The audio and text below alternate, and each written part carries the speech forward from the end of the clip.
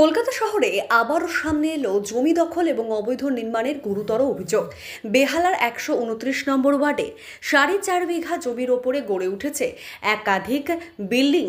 আর অভিযোগের তীর সোজা সমীরণ ঘোষ, শঙ্কর ঘোষ ও সঞ্জিতা চক্রবর্তীর দিকে। জমির আসল মালিকের হাতে রেকর্ড থাকা সত্ত্বেও টাকা নিয়ে সেই জমি রেকর্ড করে দেওয়া হয়েছে অন্য এক ব্যক্তির নামে। আর এই কাজে মদত দিয়েছে কলকাতা কর্পোরেশন, এমনটাই বিস্ফোরক অভিযোগ মালিক পক্ষের। ২০২০ সাল থেকে বারবার পুলিশের কাছে গিয়েছেন জমির মালিক সৈয়দ লালু শেখ ও আব্দুল হামিদ, কিন্তু প্রশাসনের দ্বারেও মেলেনি ন্যায়। ২০১৫ সাল থেকে এই টোটাল সম্পত্তি নিয়ে আমরা বারে বার বনশ্রী থানাকে বারে অভিযোগ করেছি, 144 করেছি। বনশ্রী থানা কোনো গাপা নাড়েনি। অবৈধ নির্মাণ প্রায় হয়েই চলেছে, বারবার হয়েই চলেছে। আমরা এই কারণের জন্য আমরা কলকাতা কর্পোরেশনের যে আমাদের যে কর্পোরেশনের ওয়ার্ডের যে ১২৯ নম্বর ওয়ার্ডের যে কাউন্সিলর আছে, কাউন্সিলরকে আমরা নোটিশ করেছি। তার কোনো কিছু রিপ্লাই পাইনি। না রিপ্লাই পাওয়ার পর আমরা কি করলাম, দেখলাম যে কোনো মতেই হচ্ছে না, রোকা যাচ্ছে না। আমরা পুলিশ নিয়ে এসে একবার এখান থেকে তুলে নিয়ে গেলাম। কর্মচারীদের যারা কাজ করছে তাদের আবার জামিন করে বেল করে নিয়ে চলে আসলো। নিয়ে এসে বারবার এই কন্ট্রাকশন হয়েই চলেছে।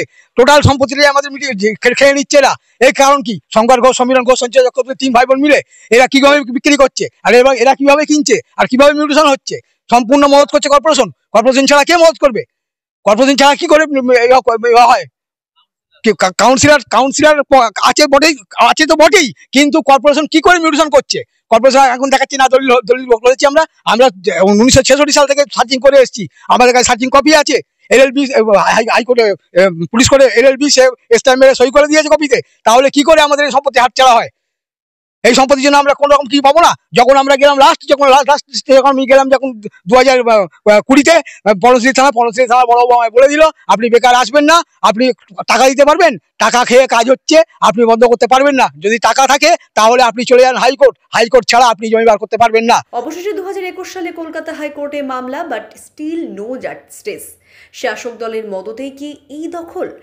প্রশ্ন উঠছে, শাসক দলের মদত ছাড়া কিভাবে সমীরণ ঘোষ দখল করতে পারলেন ৪.৫ বিঘা জমি? শুধু দখলই নয়, বিক্রি করে দেওয়া হয়েছে একাধিক টুকরোয়।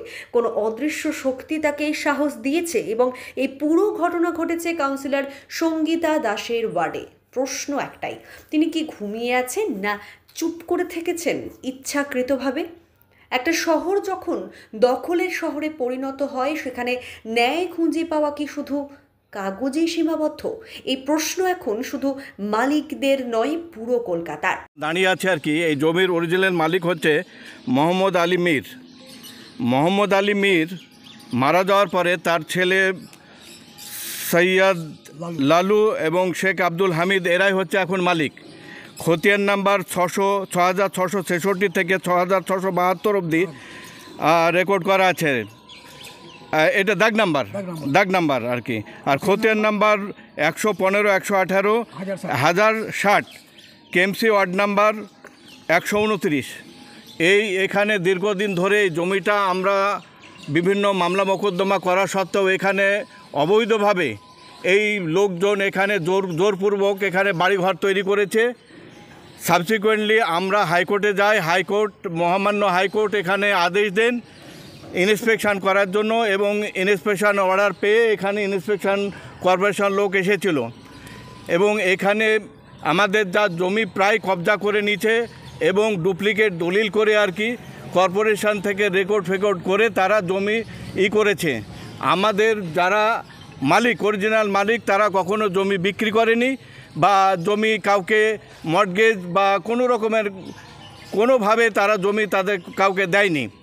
তো তা সত্ত্বেও এখানে কিভাবে তারা এখানে এই যে আমাদের জমিতে অবৈধভাবে কনস্ট্রাকশান তৈরি করছে এবং এখানে কনস্ট্রাকশান তৈরি করছে না, যেগুলো এখনও পড়ে আছে সেগুলো অবৈধভাবে কবজা করে রেখেছে। সেজন্য আমরা পুনরায় মহামান্য আদালতের কাছে গেছি। আজকে কর্পোরেশন থেকে লোক এসে ইন্সপেকশন করে গেল।